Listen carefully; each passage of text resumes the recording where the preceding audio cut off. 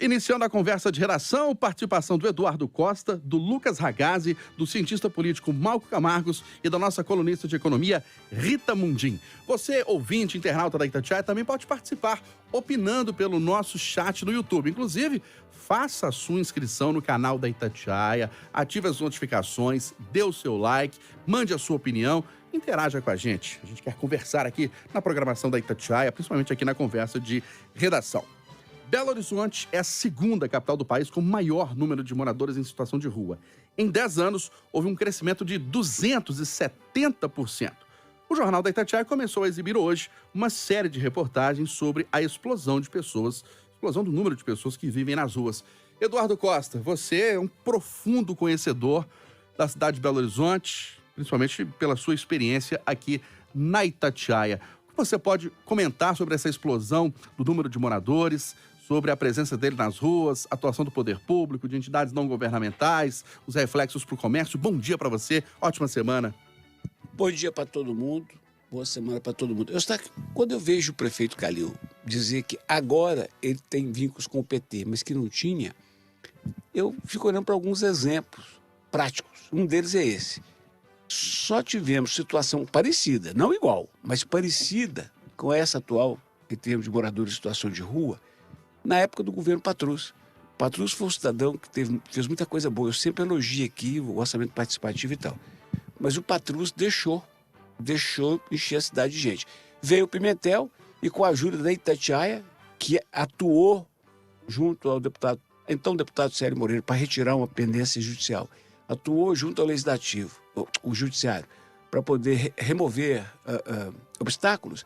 Aí o Pimentel pôde implantar o código de posturas e resolver a situação. Nós estamos vivendo um tempo muito parecido, só que em proporção muito maior. E eu insisto, é mais um subproduto da eleição de 2 em 2 anos. Porque dá trabalho mexer com morador em situação de rua. Desgasta. Então, se você olhar para o morador de rua, a turma da esquerda, do PSOL lá na Câmara, vai subir nas paredes. E o ativismo judicial do Ministério Público, vai aparecer um promotor. Eu lembro quando Cláudia Romualdo era chefe do policiamento da capital, eu vi a ordem da promotora. Se ela tomasse pedaço de cano, botijão de gás, carrinho de supermercado, qualquer coisa, ela seria, qualquer soldado que tirasse, ela seria imediatamente responsabilizada. E isso continua. Então, você não tem uma política social verdadeira na prefeitura para chegar lá e separar quem é quem. Estão misturados os que merecem a nossa compaixão, que são os irmãos desvalidos, os que estão precisando de algum tipo de tratamento, que estão com sofrimento mental, e os ladrões, roubando desesperadamente, descaradamente. O cara está deitado na porta de uma loja com um pedaço de cano. Para que serve um pedaço de cano? É para de noite ele arrombar a loja. E dos tempos para cá deram barracas para ele. Então ele ainda esconde o pedaço de cano dentro da barraca para arrombar a loja. E o prefeito não fica mal, porque não briga, e vereador nenhum toma providência, exceto o Braulio Lara, que tem um esforço nesse sentido, e promotor não briga, e vai passando o tempo. Agora, quem tem coragem de abrir uma loja de rua hoje em Belo Horizonte? A exclamação é completa. E pior do que... Porque eu não sou doido de dizer aqui que se eu chego na prefeitura amanhã, eu resolvo isso em um mês. Não, o problema é delicadíssimo, complicadíssimo. Envolve muita atuação política, muita conversa e muita fé e muita compaixão. Agora, o triste em Belo Horizonte é que ninguém move uma palha para resolver o problema. Bom, eu vou chamar a Rita Mundim para comentar também esse assunto, mas antes eu vou chamar um trecho de uma entrevista aqui de um comerciante, porque o crescimento da população em situação de rua também impacta a economia da cidade, como o comércio que tem sentido os efeitos dessa realidade. Segundo o comerciante Francisco Maia, a sensação de insegurança afasta os consumidores das lojas e diminui as vendas. Vamos ouvir. Tem tempo que tá assim desse jeito. Atrapalha porque fica ali, porta fechada, sujando o negócio. E o freguês bom não vai descer, não, passar num lugar desse, não, o cliente não vai vir. Tô quase saindo, eu aposentei e vou embora, meu cair fora desse tempo. Vai demorar até mês de julho eu fechei, sim. Ô Rita, bom dia. Você concorda que esse drama dos moradores de rua, em relação aos moradores em situação de rua, atrapalha a economia, atrapalha o comércio? Bom dia mais uma vez. Bom dia, Eustáquio, com certeza. Quando o Eduardo falava, né, quem é que vai ter coragem de abrir uma loja de rua? Eu ficava perguntando aqui para mim, quem é que vai ter coragem de frequentar?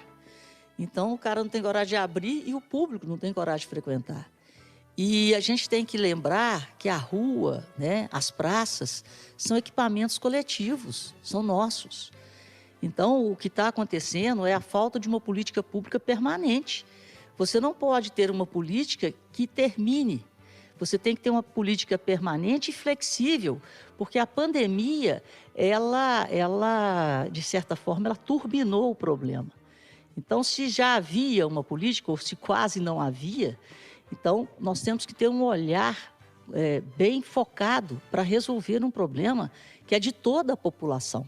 E antes você tinha pontos de concentração, hoje não, há uma dispersão. Então, o medo, a insegurança, ela está presente em todo cidadão que quer transitar, né, que quer andar por Belo Horizonte. Transitar, trafegar, qualquer tipo de mobilidade em Belo Horizonte está afetada pela falta de uma política pública digna para o tratamento do morador de rua e para uma solução, né? A gente sabe que o problema ele sempre vai acontecer, mas, repito, política pública permanente de qualidade. Bom, a gente vai ouvir agora aqui na Conversa de Geração a Jaqueline Baixa, que é diretora da Associação dos Comerciantes do Hipercentro de Belo Horizonte, dizendo que os lojistas se juntam para minimizar essa situação. Vamos ouvir. A verdadeira ação social é feita diariamente por nós, comerciantes. Fazemos isso enquanto sociedade, enquanto cidadãos. Mas nós não somos capacitados para isso. Nós aguardamos ainda uma ação mais firme do poder público, porque é muito sofrimento. Rua não é o lugar para a gente viver e nós, comerciantes, nós precisamos de um pouquinho de paz para empreender. Malca Marques, falamos do ponto de vista econômico com a Rita Mundim, ouvindo os dois comerciantes. Agora, do ponto de vista político, você é profundo conhecedor do assunto. Faltou vontade política dos nossos dirigentes para minimizar ou resolver a situação? Bom dia. Bom dia, Eustáquio. Você foi no ponto. E a questão não é só de um dirigente ou de um governo. Tem faltado vontade política. Tem faltado um olhar para um problema que é grave, para uma ação coordenada dos cidadãos, de organizações não governamentais, da prefeitura, do governo do estado e da presidência da República. Nós não podemos deixar acontecer em Belo Horizonte o que aconteceu em São Paulo. A omissão das autoridades em São Paulo é que produziu a Cracolândia. E agora uma parte da cidade está segregada, ocupado apenas por aquela comunidade que vive ali e espanta qualquer outra política pública, qualquer outra atividade econômica, qualquer vida social para além daquela relacionada ao tráfico de drogas e aos usuários daquele espaço. É fundamental mudar o olhar. Belo Horizonte caminha na mesma direção. Até quando ficaremos de olhos fechados? E é uma situação que não agrada ninguém. Não agrada o morador de rua, não agrada o comerciante, não agrada o cidadão, não agrada a política de Belo Horizonte. Mas, infelizmente, os olhos estão fechados e o problema está aí, à vista de todos nós.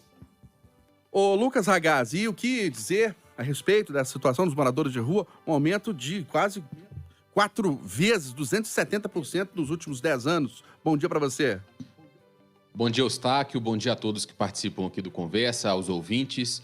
Ô, Eustáquio, eu acho que o maior sinal que indica isso que o Malco falou, da falta de vontade política para debater o assunto e resolver, tentar ali minimizar essa questão, está até na própria produção do levantamento de dados sobre pessoas em situação de rua em Belo Horizonte.